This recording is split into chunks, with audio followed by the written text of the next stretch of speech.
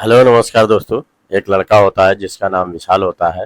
वो सऊदी अरब में रहता है और सऊदी अरब में रह के एक जो है बहुत बड़े जो नवाब होते हैं उनके यहाँ नौकरी उनको मिलती है और गाड़ी चलाने की ड्राइवरी काम का उनका मिलता है और ड्राइवरी करते रहते हैं। एक दिन उनकी मालकिन जो है कहती है कि देखो विशाल, ऐसा है कि तुम जो है फिटकरी और गुलाब जल मेरे लिए लेते आना। तो आए दिन उसे गुलाब जल और फिटकी मंगाया करती थी। हफ्ते में 2 बार 3 बार, कभी कभी 5 6 बार मंगा लेती थी।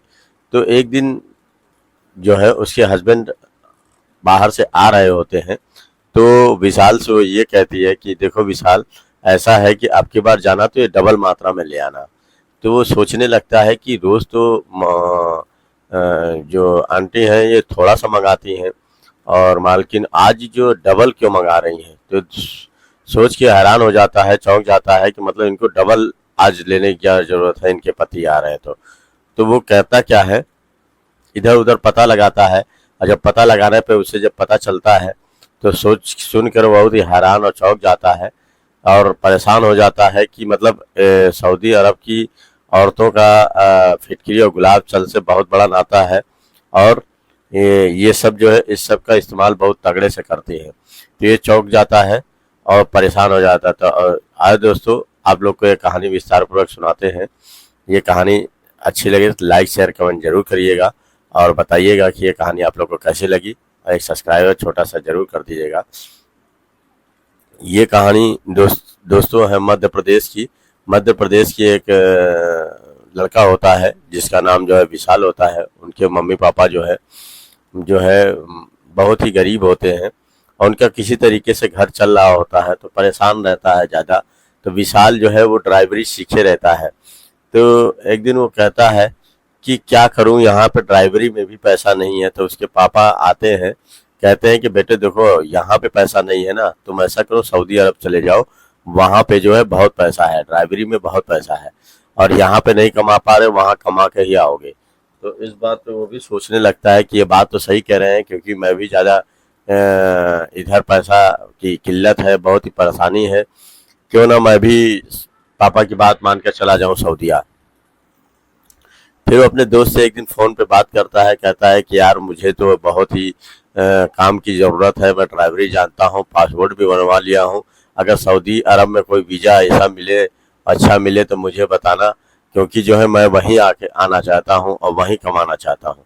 तो इस बात पे उसका दोस्त बड़ा खुश हो जाता है, कहता है तू रहेगा तो कम से कम एक हमको कंपनी मिल जाएगी और हमारा भी दिल बहल जाया करेगा, एक दूसरे से बात कर लिया करेंगे। तो ऐसा करो कि तुम जल्दी से अपना पासपोर्ट वीज़ा बना के जो है पासपोर्ट और वीज़ा बनवा के जो है चले आओ और मैं तुमको जो है यहीं मिलूँगा। तो इस बात पे बड़ा खुश हो जाता है और अपना जो है पासपोर्ट तैयार उसका रहता ही है, वीज़ा उसे मिल जाता है। अब मिल जाने के बाद एक दिन वो कपड़ा पैक करता है और पैक करने के बाद अपने माँ बाप से कहता है कि मैं सऊदीया जा रहा हूँ और वहीं ड्राइवरी करूँगा, आप लोग को कोई दिक्कत हो तो बताइएगा, वैसे मैं पैसा कमा के वहीं से भेजूँगा। तो वो दोस्तों चला जाता है सऊदीया और सऊदीया जाने के बाद जो है उसको एक मालकिन के यहाँ काम मिलता है। तो उसका दोस्त वहीं पे लेके जाता है और मालकिन से बताता है कि देखो ये ड्राइवर है और बहुत अच्छी ड्राइवरी करता है, आप इससे कोई भी काम करवा सकती हैं, ये करने के लिए तैयार रहता है। तो उस पे जो है मालकिन उसकी कहती है चलो अच्छी बात है, हमको जो है कहीं घूमने जाना है, कहीं मार्केट जाना है, कहीं सब्जी लेने जाना है, कहीं कपड़े लेने जाना है, कहीं मीटिंग में जाना है, कहीं शादी पार्टी में जाना है, कहीं जाना है तो तुमको लेके बस मेरे साथ चलना होगा। तो इस पे जो कहता है कि हाँ मालकिन मुझे कोई एतराज़ नहीं है, मैं सब जगह चलूँगा आपके साथ।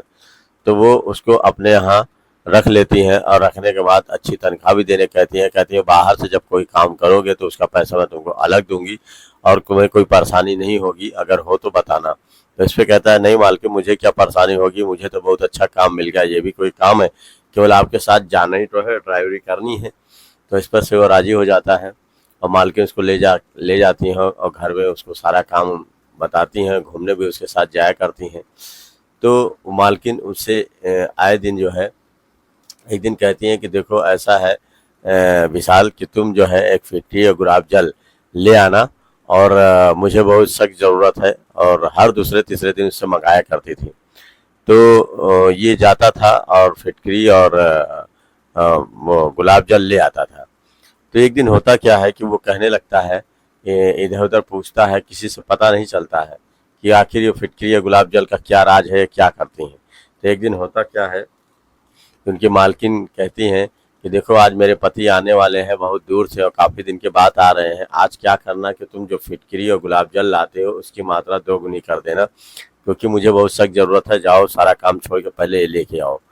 तो हैरान असमंजस में पड़ जाता है कि आखिर मालकिन ने हमसे गुलाब जल और फिटकरी मंगाया है तो आखिर क्या बात है, कोई बात तो ज़रूर है, लेकिन उसे पता चलता नहीं है। अब वो पता लगाने की तलाश में रहता है कि आखिर क्या है। फिर वो एक उसके जो है हस्बैंड जब फ़ोन करते हैं कि मैं एयरपोर्ट पे आ गया हूँ, अब तुम जल्दी आ जाओ, तो उनकी जो वाइफ होती हैं, वो जो मैम होती हैं, वो तुरंत कहती हैं चलो विशाल जल्दी चलो, मेरे पति आ गए हैं। और जब वो गाड़ी लेके वहाँ पहुँचता है तो उसके पति जो है बाहर निकलते हैं। निकलने के बाद जो है वो अपनी जो बीवी होती है उसको बहुत प्यार से गले लगाते हैं और गाड़ी में बैठ जाते हैं। वे दोनों लोग गाड़ी में बैठ के जो है बहुत ही अच्छी अच्छी बातें कर रहे होते हैं और एक दूसरे के गले में हाथ डाल के बैठे हुए रहते हैं और चूमा चाटी कर रहे होते हैं, प्रेम पूर्वक बैठ और एक दूसरे से बतला रहे होते हैं। तो ये देख के जो है विशाल को एक असमंजस बात लगी कि ये इतनी खूबसूरत बेगम है और इनकी खूबसूरती चारों तरफ झलक रही है। इनकी उम्र 25 साल है और इनका हस्बैंड जो है इसकी जस्ट दूनी उम्र का है और इतना काला है और भद्दा है, तो फिर भी ये शादी इनके साथ कैसे कर लिया। लेकिन वो सोच में रहता है लेकिन कुछ बोलता नहीं है। फिर दोस्तों वो गाड़ी से घर पहुंचते हैं। पहुंचने के बाद फिर घर में जाते हैं, खाना वाना बनाते हैं। बनाने के बाद एक दूसरे से बातें भी करते हैं और उसके बाद जो है विशाल अपने कमरे में जाता है और जाने के बाद सोचने लगता है कि ये बात तो बहुत गहरी है, क्योंकि मैम जो है इतनी खूबसूरत और जवान और इतनी कम उम्र की, और उनसे जिससे शादी किया है उनसे दोगुनी उम्र से भी ज़्यादा है और बिल्कुल काला और भद्दा है, बिल्कुल कहीं मोटा मोटा है, पेट भी निकला है। तो कैसे मतलब इससे निपटती होगी, कैसे क्या है।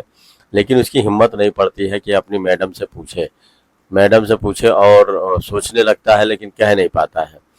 तो उसकी मैडम जो है वो भी देखती है, मुस्कुरा देती हैं, कुछ बोलती नहीं है। कहती हैं कि ऐसा है विशाल, अब मेरे पति जाने वाले हैं, 3-4 दिन हो गया है, अब उनको एयरपोर्ट छोड़ना है, चलो जल्दी चलो और हमें जो है लेके जाना है। तो वो कहता है कि कोई बात नहीं मैम, मैं जो है जा रहा हूँ और गाड़ी तैयार करता हूँ और इनको एयरपोर्ट छोड़ता हूँ। एयरपोर्ट ले जाता है और ले जाने के बाद उन्हें छोड़ देता है और वो तुरंत कहते हैं कि देखो ऐसा है कि मैं जो है जल्दी ही आऊँगा, तुम परेशान मत होना, अपनी देखभाल करना।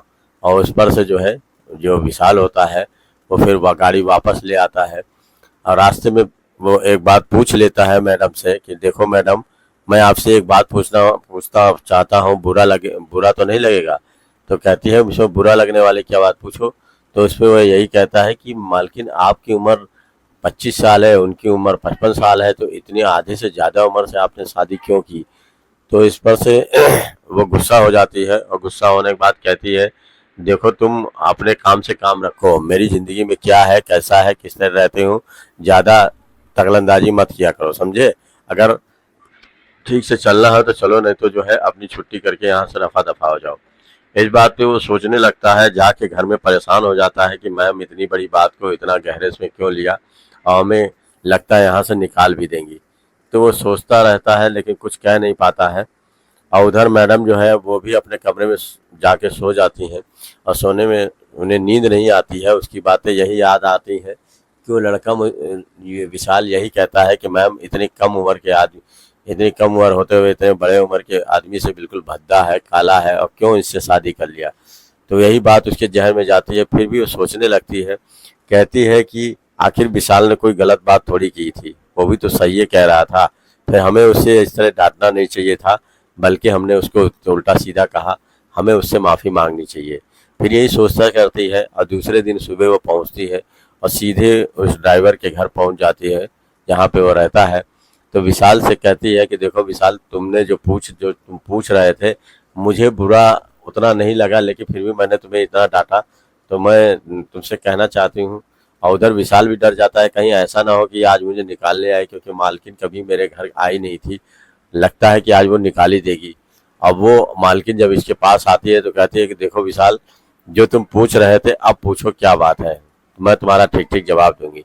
तो पहला सवाल तो तुम यही कह रहे थे कि इतनी उम्र के औरत से कैसे, अभी नहीं, इतनी उम्र के होने के बावजूद आपने शादी क्यों की? तो ये मैं बता रही हूँ कि मैं जहाँ पे रहती थी, मेरी जो माँ थी वो एक वेश्यावृत्ति में ढाली हुई थी, और वो हमको जो है एक वेश्या के घर जाके बेच दी थी, और मैं वहीं पे वेश्यावृत्ति वाला काम कर रही थी। कोई भी आता था तो वो भी हमारे साथ जबरदस्ती बलात्कार करता था, हमारी हमारी जो है जहन, हमारी जो है बदन को लूटता था, और लूटने के बाद जो है वो हमारी कुछ नहीं ख्वाहिश सुनता था, और उल्टा सीधा जो है हमारे जो है पार्ट्स को दबाया करता था। तो ये मुझे बहुत खराब लगता था। तो एक दिन ये जो आदमी है ये मेरे पास आया, आने के बाद जो है मुझसे इधर उधर छेड़खानी करने लगा। तो मैं उससे यही कहने लगी कि इस तरह छेड़खानी करने से क्या फ़ायदा, अगर तुमको अगर कहीं सही से करना है तो मुझसे शादी कर लो और अपने घर ले चलो, तो मुझे इस नर्क के दलदल से मुक्ति मिल जाएगी, तुमको बीवी मिल जाएगी। तो वो सोचने लगता है शेख कि मेरी बीवी तो पहले से ही है, अगर इसको देखेगी तो वो तो मारपीट करने पे उतारू हो जाएगी, तो लाओ इसको जो है मैं कहीं दूसरी जगह रख दूंगा और अपनी बीवी को नहीं बताऊंगा। तो वहाँ से वो खरीद लेता है और वैश्याओं से, और ख़रीदने के बाद जो उसको दूसरी जगह सऊदीया में उसको सेट कर देता है, और वहीं पे इसका जो है गाड़ी बंगला सब दे देता है, और वहीं पे इनको रखता है। तो ये जो है, और फिर तब से मैं इन्हीं के पास रहती हूँ। ये भले उम्र में ज़्यादा है या भले काले भद्दे हैं, लेकिन दिल के बहुत सच्चे और नेक थे, इसी वजह से मैं इनके साथ रहती हूँ। आज इन्हीं की वजह से आज मेरी ज़िंदगी बदल गई है, नहीं तो मैं एक पता नहीं क्या करती और किस तरीके की ज़िंदगी व्यतीत कर रही थी। तो कहता है, अरे मालकिन, आपको तो मैंने गलत समझा था, आप तो बहुत ही नेक दिल हैं और बहुत ही अच्छी स्वभाव की हैं। तो कहता है, दूसरा सवाल तुम्हारा क्या था? तो ये दूसरा सवाल ये था कि हमेशा फिटकरी और गुलाब जल क्यों मंगाती हो, और बिल्कुल शादी जब भी आपके पति आते हैं तो आप डबल डबल तिबल तिबल मंगा लेती हैं और उसको ज़्यादा इस्तेमाल करती हैं, तो ऐसा क्या करती हैं? तो कहते हैं, अरे तुमको पता नहीं है, जब गुलाब जल और जो फिटकरी है दोनों मिला के मिक्स करके चेहरे पे जब लगाती हूँ तो पूरा ग्लो हो जाता है, चेहरा पूरा चमक उठता है। तो आए दिन मैं इसी वजह से मंगाया करती थी और इसको लगाती थी। और सऊदी अरब की औरतें जिन आप देखे होंगे तो बिल्कुल लाल लाल, बिल्कुल झकास टनाटन चेहरे की होती हैं। उसका राज यही है, और इससे पति बहुत खुश हो जाते हैं क्योंकि पूरे शरीर महक उठता है। तो कहते हैं कि अरे मालकिन, हम तो आपको गलत समझ रहे थे और गलत गलत भावनाएं आ रही थी, तो ये तो गलत मैं सोच रहा था, लेकिन आप तो बहुत ही सही है, अब तो बहुत सही बात कर रही हैं। तो इस बात पे वो पूरा राज जान जाता है, और जानने के बाद जो है कहता है कि ये तो और भी अच्छा है। तो मालकिन बड़ी खुश हो जाती है, कहती है कि अब कोई दिक्कत कहें, अब मुझे कोई दिक्कत नहीं, कहीं सैलरी में आज से आपकी डबल कर दूंगी, और तुम्हें कोई दिक्कत नहीं हुई। सैलरी भी डबल कर देती है, और माँ वो कहते हैं कि आज से मैं यहीं रहूँगा और अपने देश भी जल्दी नहीं जाया करूँगा, क्योंकि आप मुझे बहुत पसंद हो, बहुत सही राय दिए हो, सही बात बताई हो। तो पैसा भी डबल कर देता है, उसकी दिनचर्या और भी अच्छी हो जाती है, पैसा भी ज़्यादा कमाने लगता है, घर में पैसा पहुंचाता है, घर वाले भी बहुत खुश हो जाते हैं।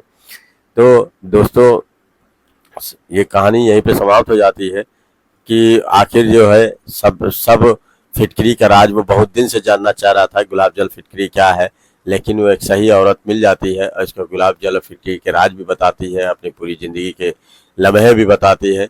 तो वही मेरा कहना है दोस्तों, अगर कोई सच्चा इंसान और अच्छा मिल जाए तो पूरी ज़िंदगी सुधार देगा, अगर वही गलत इंसान मिल जाए तो पूरी ज़िंदगी बिगाड़ देगा। तो ये कुछ कहा नहीं जा सकता है, हर तरीके के आदमी है, कोई बनाता है, कोई बिगाड़ता है। तो बस ये है कि कभी अगर अच्छा इंसान अगर मिल गया तो ज़िंदगी सुधर जाती है। तो ये औरत ने इसकी ज़िंदगी सुधार दी और पूरी ज़िंदगी बदल दी।